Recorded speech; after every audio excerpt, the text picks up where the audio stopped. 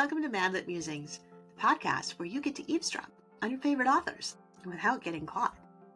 I've been stoked to have authors like Angela Hunt, Bill Myers, Nicole Deese, Tessa Afshar, comedian Bob Smiley, and more on the show, and this year I have another great lineup of storytellers and truthsayers. If you love to eavesdrop at coffee shops like I do, this is the podcast for you. It's where we get real, we get tough, we laugh, and we might even cry. It's where we meet authors on a different level, where every story and podcast episode has its own heartbeat. So hang out with me today.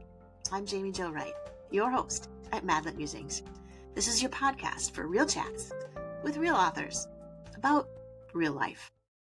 Today's episode was brought to you by Baker Publishing Group, with Ravel and Bethany House Publishing as divisions. We're super excited to be sponsored by Baker Publishing Group and to bring you their fabulous authors and their fabulous lineup for 2025. Be sure to check them out at bakerpublishinggroup.com and also check out their online bookstore at bakerbookhouse.com. Hello, everyone. It is Jaime Jo Wright here with MadLit Musings. I was trying a different introduction. It didn't work.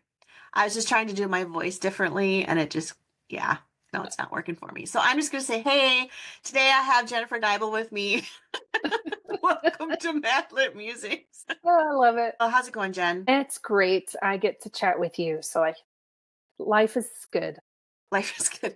Well, let's hope you have more to look forward to. Well, while we're recording this, we are all actually getting ready for Thanksgiving, although this will probably air closer to January when your book releases. But right now we are in the holiday prep season. Yes. And that's always fun, except you're in Arizona. So how does that work? How do you even do the holidays in Arizona when you don't have cold weather? That's what I want to know. So at the moment, I am in the guest room at my mother-in-law's house, and she lives in a mountain town at 7,000 feet elevation. So we've got highs in like the low 50s right now. Lows are in the teens. So it's chilly. Oh, okay. Yeah. And if weather were to move in, it could snow. Okay. But down in Phoenix where we live, we just have to pretend. We have I guess it's an entertainment center, but our TV isn't actually on it or in it. Yeah. But it has a fireplace, but it doesn't put out heat. It just does this with pretty lights. So we turn that on, and I put some like cinnamon smelling essential oil into my diffuser. And so then we pretend. And then you close the drapes so you can't see the cacti and the desert sand and the blazing hot sun. Yes. And we keep our house really cold. So that's great. I'll send you a winter parka. Perfect. Oh my gosh. And all of that is, all of that to say, like, we have two different climates that we live in. And then you also used to live in the climate of Ireland. I don't know if that's considered a climate, but we're calling it a climate today. I would agree. But they are having a massive blizzard right now. In Ireland? In Ireland, they had a big storm move in.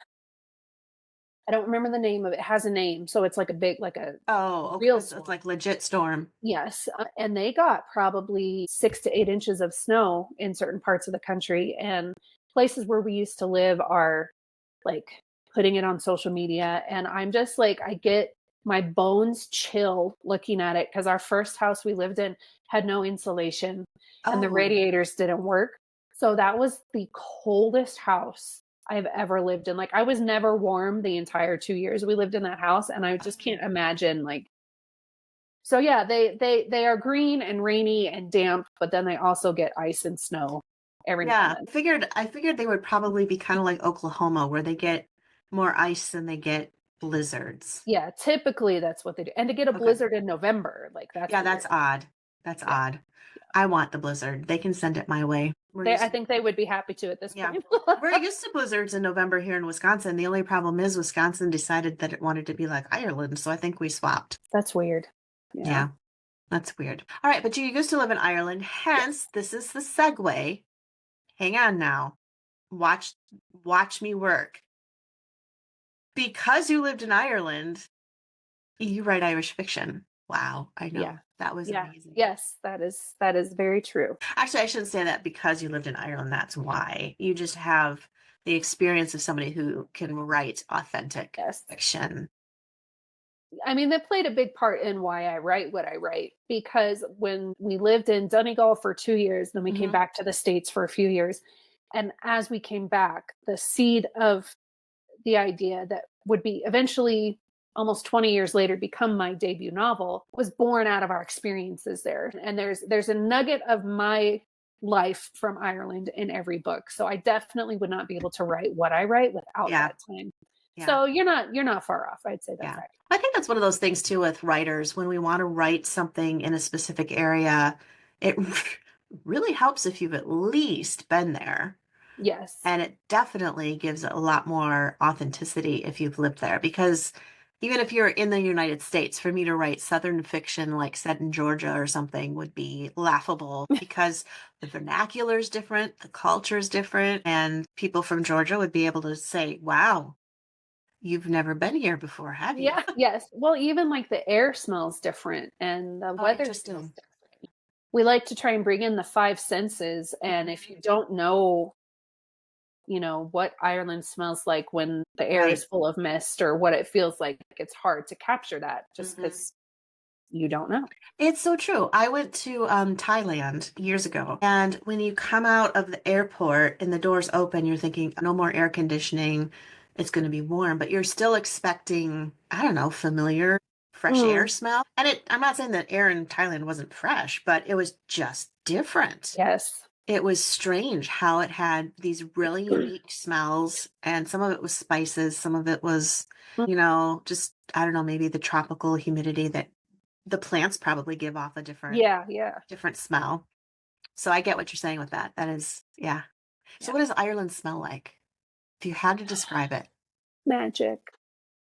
It smells damp and it smells green. And I remember, so in Arizona in the desert, we have this plant called the creosote bush that gives off this very distinct scent when it's about to rain. And so I have always grown, and I grew up almost my whole life in Arizona. And so I just thought that's what rain smelled like. So the first day it rained when we lived in Ireland, I went outside and took a deep breath and I was like, this is not what it's supposed to smell like. It just smelled like nothing.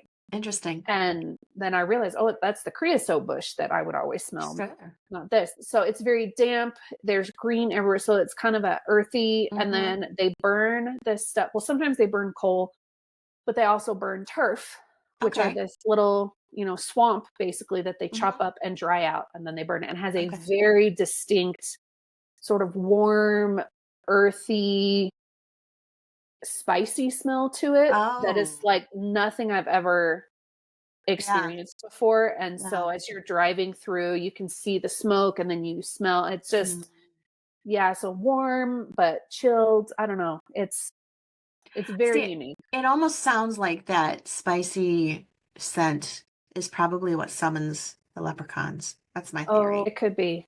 I think that's where they came from. Here's Jamie rewriting Irish lore. This is why I don't write Irish fiction. They love when we do that. I know, right? I'm sure. They love it. They love to have their Irish lore rewritten by ignorant Americans who know nothing about Irish. I'm not Irish, not even slightly. Okay, but speaking of Irish fiction, you have a novel that's coming out the first of the year called Heart of the Glen. Yes. So tell us about this novel, since we've already spent, 15 minutes talking about everything but. So this novel is set in County Donegal. So if anyone has read my first book or my third book, The Maid of Ballymacool, it's in the same general vicinity. It's kind of halfway between where Ballymacool and A Dance in Donegal are set.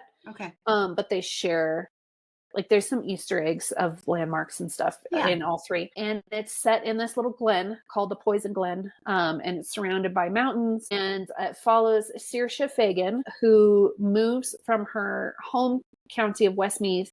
Her family, she lost her family in a tragic accident. And so her employer sets up a new post for her to kind of get away from the trauma. And she arrives at Drumbo Castle to be the head maid and finds the place just completely locked down. And she learns that the Lord had passed away a week or two prior to her arriving and nobody sent word. Okay, I'm sorry. You said that the Lord had passed away. Yes. And that literally made my head just stop right there. I'm like, God passed away? What?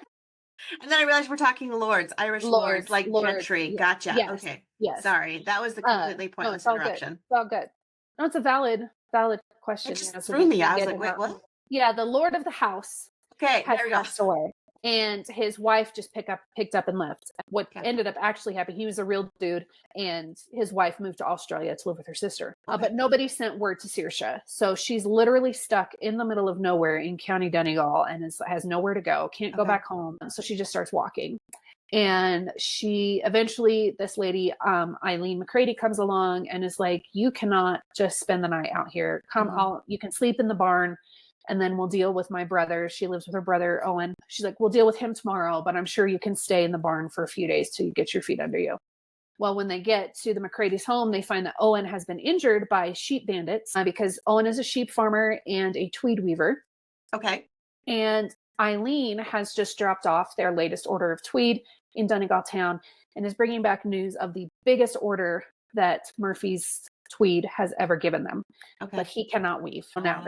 Now they're stuck. And so it's kind of, the rest of the story is sort of him trying to figure out what to do with his livelihood while also protecting his homestead and his sister, and now this new intriguing mouth that he has to feed. And then Saoirse is trying to reconcile her traumatic past and her share of responsibility in that. So, and then it's got all of my favorite tropes. He's my grumpiest hero to date. I love grumpy heroes. So, and he is a cinnamon roll, so he's not, he's not a jerk. So we've got Grumpy Sunshine, we have strong female leads, we have a loyal dog, small town romance, forced proximity, like all the things. And then spiritually, there's a thread of kind of trusting God when his plans seem kind of dumb and don't really make any sense. And there you have it. There you go. There you go. That sounds exciting. I like it. Okay, so first of all, let's talk about the name, Saoirse. Yes. This is important because when you pick up the book, it's not going to look like Saoirse. No. So take us through the spelling so that readers, when they pick up the book, know how to pronounce Saoirse, and why is it spelled so differently? Okay. So if I can remember correctly off the top of my head, it's Saoirse. Okay. Saoirse. And it means freedom in Irish Gaelic. And where the story takes place is in one of the pockets in Ireland where Irish Gaelic is the native language, it's the first language. And at this point in history, 1912, most people would only speak Irish. Okay. And her name means freedom, and that ties a lot into her personal journey. Okay. Because she is not free in her spirit at the beginning of the story. So we get to kind of see her growth into her freedom. But Irish Gaelic is not phonetic at all. It looks like you let your toddler or your cat sit on your keyboard. Like there's not enough vowels and the consonants don't make the right sounds. Right. And so like if you go through the Gaelic, do they have an alphabet? I'm assuming they have an alphabet. Like They do. Does each letter have a different pronunciation then? To somebody who's reading Gaelic, does Saoirse make sense because of how each individual letter is pronounced? It's more the combination of letters. Oh. So like D can make the same sound that it makes in English, or if it has an H next to it, it can make the sound of a V or a W depending on what comes before and after the D and the H. And they say English is hard. Yeah, it's nuts. It is nuts. And what part of it is that it was an oral language for thousands of years. And then about, 300 or 400 years ago, someone decided we should write this down. And they murdered it. Made a right mess of it. Yeah. Okay. Yeah. But there is a pronunciation guide in the book.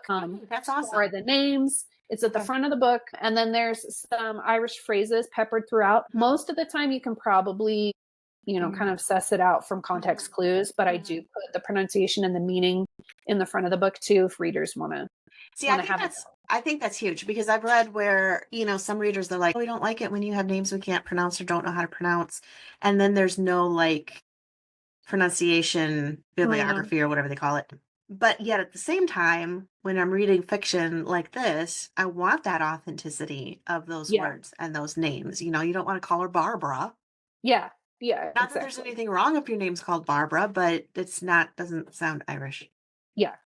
And I try to use just enough to bring the authenticity and to kind of keep you in the mind that, they would be using this language the entire way through, but not so much that it's annoying or distracting. Right.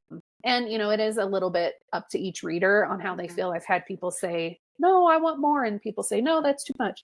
I like that. I do what I can to to help people understand what's going on. So with your audiobooks then, like, I mean, if you write Regency fiction, you get a nice English narrator who takes tea at 2 o'clock in the afternoon. Yes. So do you have like an Irish accented narrator? We do now. My first 2 books, I think my first book was narrated by an American woman, which I think made sense because the main character herself was American. Sure. Yeah. But oh my goodness, her name just left me. Her last name is Lennon. She has done my last 2 books, and she is narrating this one, and she is an Irish voice radio actress. So she has the authentic accent, but she also knows how to pronounce the Irish words. Okay. So essentially what's going to happen after this podcast is everybody's going to rush out and pre-order the audiobook because yes, please. Who doesn't want to just sit and listen to the Irish accent? Right. Like Audible right now. Yes. And it's out there. It's available. It is. That's awesome. Okay. So we have Saoirse, now that we have explained her name, and Owen. And yes. Owen's, okay, grumpy. Why do you like grumpy heroes? I think because I'm married to one. Was not what I expected. But it just hit me. Yeah. Because the hero in my first book is not grumpy. Okay. And the hero in Ballymaccool is not really grumpy. He's just proper. But all the others are grumpy in some form. And I was like, why do I keep writing grumpy men that are so dreamy and swoony? And then I realized that's like my life. There you go. So more authenticity. Yes. Yes. Well, that's fair. That's fair. And I think, there's something fun too about a grumpy hero because there's usually a lot of kind of banter and tension then, because grumpy heroes are so easy to misunderstand their intent. Yeah. Well, and he's in his mid to late 30s, so he kind of figured he's a confirmed bachelor and he's okay with that. So when Saoirse shows up, and he finds her beautiful from the moment he sees her, but he's also like, who is the stranger in my barn? Like, go away. And so he has this war within himself of like, you have nothing to offer a woman, so like don't even go there. Yeah. But then also like kind of feeling pulled to her, but also feel like he needs to protect his homestead. And so we see a lot of kind of wrestling within himself. And so then that comes out in his conversations. And his sister Eileen is hilarious. She is like so sarcastic and like says what she has, no filter. And so that was a really fun dynamic to write with the 3 of them in this one little house all together. Oh, yeah. It was a lot of fun. And there's a lot of big feelings and fun conversations that happen. So that's always fun. Yeah, that sounds super exciting. And so the main thrust then of the plot is really kind of what happens with his weeping and the structure around that, or take us into that a little bit. Yeah, so there's kind of 3 threads that are kind of woven here, and no pun intended. Oh, maybe I did intend it a little. You did. That just own it. Yes, I'm not a coward. I will intend my puns. But so we've got I'm trying to figure out, I've got this massive order, and he's a master weaver. He is a craftsman, and weaving is not an easy trade to learn. It's very complex. And so, Saoirse's like, let me earn my keep. Teach me. He's like, I can't. I've been doing this my whole life. Like, I can't teach you in 6 weeks how to, do a lifetime's worth of apprenticing. And she's like, just let me try. And so he's got that kind of wrestling going on. And then we have Saoirse, who's basically running from her past and trying to hide the truth behind what happened to her family, and desperately wants to keep her new friends from finding out, because she's convinced that if they know what she really did, then they wouldn't, they would kick her out, and then she'd be alone. And she was into Owen from the beginning, and so she's like, I'm not ready to let go of him. And then you have the village itself, Glen, which is a real place. Okay. And they really are the heart of the Glen. That's where the church is. That's where the doctor is. That's where the school is. And so it's kind of the 3 veins all trying to figure out how do we go together, and how do we reconcile what we know about God with all of the horrible things that we see happening in our village and around. And so it's this reconciling of, I feel like God is telling me to do this, but that makes no sense given what I see here. And if he's good and if he's with me, then why is this happening? And so it's kind of all 3 merging together, trying to Mhm. figure all this out. Figure it all out. Yeah. Well, and it's so true though. I mean, that's kind of how life is. It always seems like 100%. you've got these different threads that are all trying to weave together. And my mom showed me once, she had this tapestry. She used to live in Thailand. And so Mm, I grew up with Thai things all around me. In fact, I have a lot of them in my house now. But she had this tapestry that one day she called me in her room and she said, "Look at this." And it was laying on her bed, but it was backwards. And so it was like on the front, it was velvet. It was like this beautiful leopard in this jungle mm. tree, and it was just gorgeous, vibrant colors. But the back of it just looked like a knotted mess of ew. And she's like, "Isn't this beautiful?" And I'm like, "No, it really isn't, Mom." And then she flips it around and she goes, "But isn't it beautiful?" And I'm like, "Well, Mm, yeah." And she says, "This is like we see the back side, God sees the front side." And so trusting that God is weaving our lives into something beautiful is really difficult when all you see are the knots and the frayed ends yes. and the mess. Well, and I love that you said that because Owen actually has that same realization because he Cool. spends his time in the weaving shed where he literally controls every piece of what that fabric in the end is going to look like. He Mhm. decides what fleck of color goes where. Yeah. And he's in his house and he has a needlepoint that his mother had done before she passed away and it fell off and he sees the back of it and he sees Mm, that mess of threads. And yes. he kind of has this moment of like, oh my gosh, I've been wanting my faith and my life to be like my weaving, where I can control every little Mhm. detail, Mhm. when really it's more like this knotted mess. Yeah. So if I don't go through the mess, I can't get to the beauty of Yeah. the bigger picture. And Right. so that's kind of one of the turning points for him in the Mhm. book is of learning to trust. And so I think that's super fun that your mom had that same piece Yeah. of wisdom. Yeah. I have dibs on that tapestry too, because my I dad has bet. it in his, he lives in a retirement facility now and he has it there. And every time I walk in, I'm like, "Sal, you want to get rid of the tapestry, Dad?" "No." "Okay, fine. Dibs." Just So go put a little piece of I tape on the know. back with your name on it. Exactly, exactly. I'd love to have it just for that, even illustration, like when Yes. I teach at youth groups or women's events or something like that, just being able to say, "Hey, this is your life. Yes. This is what we see." And it is such a powerful concept when you can have a visual aid to something like Oh, that. 100%. It really is. Yeah, yeah. Okay, so weaving, did you have to study a lot about weaving then, or are you a master weaver and just haven't told us? Only with words, only with words. And I wouldn't Oh, say I'm even a master at that, but I did do a lot of research. I read a couple of books on the okay. process as well as like the the process of the dyeing of the wool and all of that. Mm, And then I had the immense privilege of talking with a real master weaver, Colin mm, Sweeney, who's no relation to the Colin Sweeney in my first book, but he's also a delightful gentleman. And he chatted with me for about an hour all about the process and the terminology and how would they go about dyeing the wool to mm, use and how so Donegal tweed is one of the most famous tweed brands in yeah, the world, rivaled probably only by Harris tweed from Scotland, but those are okay. the two that like the the British royals wear and all that kind of Mm, stuff. okay. And back in the day they used cottage weavers that would just set up a shed in their on their property and they Mhm. would weave from home and they would pride themselves on using their tweed to reflect the colors and patterns they saw on the hills in Donegal Mm, around them.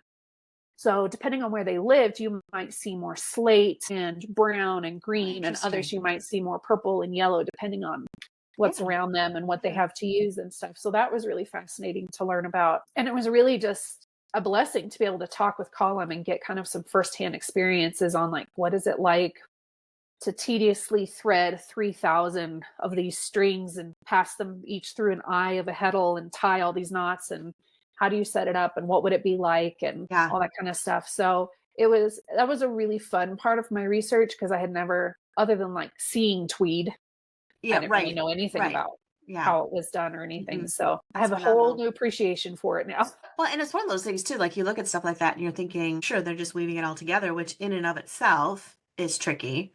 But then they Hmm. do a design. That's what Yeah. throws me. It's like you have all these threads, and just to get them knotted enough in a way to stay and be called material is a Yes. big deal. But then let's just make a design. Yeah. And it's funny because the looms that they used, of course, it's all mechanized now. Right. But at the time, they had these pedals on the bottom, almost like an organ. Okay. And they would push a pedal and it would pull up some of the threads.